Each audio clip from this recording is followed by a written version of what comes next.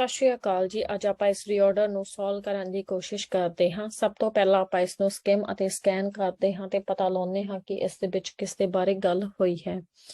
ਇਸ ਨੂੰ ਸਕਿਮ ਅਤੇ ਸਕੈਨ ਕਰਕੇ ਆਪਾਂ ਨੂੰ ਇਹ ਪਤਾ ਲੱਗਦਾ ਹੈ ਕਿ ਇਸ ਦੇ ਵਿੱਚ ਰਗਬੀ, ਵੇਲਸ ਅਤੇ ਸਿਟੀਜ਼ਨਸ ਆਇਡੈਂਟੀਫਾਈ देयर ਨੇਸ਼ਨ ਇਸ ਦੇ ਬਾਰੇ ਗੱਲ ਹੋਈ ਹੈ। ਹੁਣ ਆਪਾਂ ਆਪਣਾ ਜੋ ਹੈ ਟੌਪਿਕ ਸੈਂਟੈਂਸ ਜਾਂ ਆਪਣੀ ਇੰਟਰੋਡਕਸ਼ਨ ਹੈ ਉਸ ਨੂੰ ਲੱਭਦੇ ਹਾਂ। ਉਸ ਨੂੰ ਲੱਭਣ ਦੇ ਲਈ ਆਪਾਂ ਫਿਊ ਵਰਡਸ ਰੀਡ ਕਰਾਂਗੇ ਹਰ ਇੱਕ ਸੈਂਟੈਂਸ ਦੇ ਅਤੇ ਫਾਈਂਡ ਆਊਟ ਕਰਾਂਗੇ ਕਿ ਇਹ ਆਪਣਾ ਟੌਪਿਕ ਸੈਂਟੈਂਸ ਬਣ ਸਕਦਾ ਹੈ ਜਾਂ ਨਹੀਂ ਬਣ ਸਕਦਾ। Starting from the first, in many ways, rugby in Wales define what Wales is and what people in Wales share. Which ways we don't know. ਕਿਹੜੇ ways ਨੇ ਉਸ ਦੇ ਬਾਰੇ ਨਹੀਂ ਜਾਣਕਾਰੀ, ਤਾਂ ਕਰਕੇ ਇਹ ਆਪਣਾ ਟੌਪਿਕ ਸੈਂਟੈਂਸ ਨਹੀਂ ਹੈ। Next ਕੀ ਹੈ ਜੀ, citizens commonly identify with their nation in the context of major sports event. ਇੱਥੇ ਦੱਸਿਆ ਹੈ ਕਿ ਜੋ citizens ਨੇ ਉਹ ਆਪਣਾ nation, ਆਪਣਾ ਦੇਸ਼ ਜਾਂ ਉਹਨੂੰ ਕਿੱਦਾਂ ਆਇਡੈਂਟੀਫਾਈ ਕਰਦੇ ਨੇ ਕਿ ਜਿਹੜੇ ਉੱਥੋਂ ਦੇ ਫੇਮਸ ਸਪੋਰਟਿੰਗ ਇਵੈਂਟਸ ਹੁੰਦੇ ਹਨ ਉਹਦੇ ਨਾਲ। ਇਹ ਆਪਣਾ ਟੌਪਿਕ ਸੈਂਟੈਂਸ ਹੋ ਸਕਦਾ ਹੈ।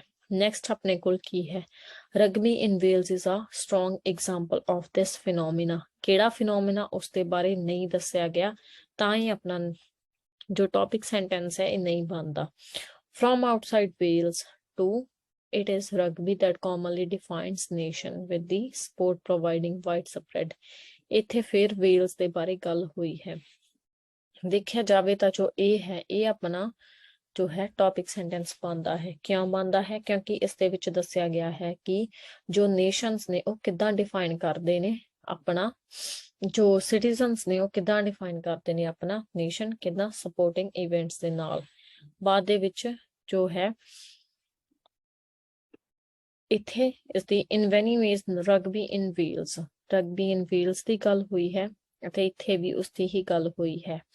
ਇੱਥੇ ਗੱਲ ਪਰ ਪਹਿਲਾਂ ਹੋਈ ਹੈ ਤਾਂ ਕਰਕੇ ਆਪਣਾ ਸੈਕੰਡ ਸੈਂਟੈਂਸ ਬਣੇਗਾ। ਕੀ ਬਣਿਆ? Rugby in Wales is a strong example of this phenomena. ਕਿਹੜਾ ਫਿਨੋਮੀਨਾ? ਇਹ ਵਾਲਾ ਫਿਨੋਮੀਨਾ ਕਿ ਸਿਟੀਜ਼ਨ ਕਿੱਦਾਂ ਆਇਡੈਂਟੀਫਾਈ ਕਰਦੇ ਨੇ ਆਪਣਾ ਨੇਸ਼ਨ। ਇਸ ਤੋਂ ਬਾਅਦ ਫਿਰ ਕੀ ਆਇਆ ਆਪਣੇ ਕੋਲ, from outside Wales too, it is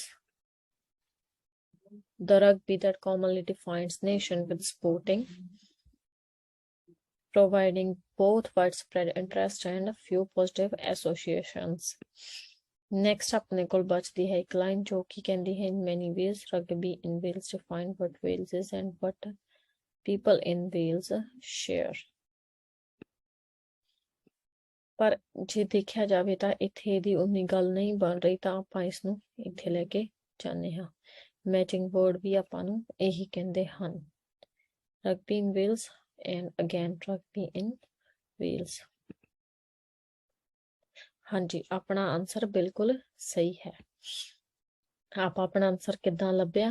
ਪਹਿਲਾਂ ਲੱਭਿਆ ਟੌਪਿਕ ਸੈਂਟੈਂਸ, ਫਿਰ ਉਸਦੀ ਐਗਜ਼ਾਮਪਲ, ਫਿਰ ਐਗਜ਼ਾਮਪਲ ਨੂੰ ਫਰਦਰ ਐਕਸਪਲੇਨੇਸ਼ਨ ਦਿੱਤੀ ਤੇ ਬਾਅਦ ਦੇ ਵਿੱਚ ਉਸਦਾ ਕਨਕਲੂਜ਼ਨ ਲੱਭਿਆ। Thank you.